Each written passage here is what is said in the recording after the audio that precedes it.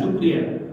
এক নাস্তিক টিভি টকশোতে বলতেছে, মুসলমান কেন শুধু শুধু বারবার আলহামদুলিল্লাহ, শুকরিয়া, জাযাকাল্লাহ এই শব্দগুলো কেন উচ্চারণ করে?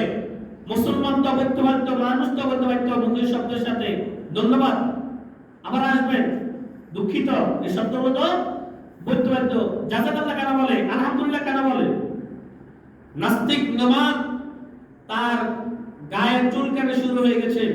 ওলামায়ে কেরাম যখন এ নিয়ে প্রতিবাদ করেছে, তখন তার গায়ের চুলকানির সাথে সেও প্রতিবাদ করা শুরু করছে। কেন? যে আমি যে কথা বলেছি এই কথার উপরে ওলামায়ে কেরামরা কেন উত্তর দিবে? অথচ বাংলাদেশে 90% মুসলমান, ঠিক কিনা? এই 90% মুসলমানের দেশে ওই নাস্তিক নমান কিভাবে তার সাহস আসে যে মুসলমানের বিরুদ্ধে, কোরআনের বিরুদ্ধে, হাদিসের বিরুদ্ধে সে কথা বলবে? তার ঈমান দুর্বল।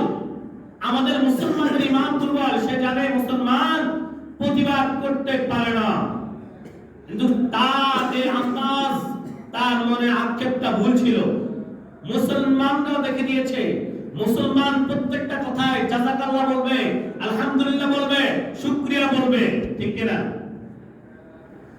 আল্লাহ রাব্বুল আলামিন আমাদেরকে সর্ব অবস্থায় শুকরিয়া দান, আলহামদুলিল্লাহ বলার তৌফিক দান করুন। আলহামদুলিল্লাহ, আমিন, সুবহানাল্লাহ, আলহামদুলিল্লাহ, জাযাকাল্লাহ, শুকরিয়া।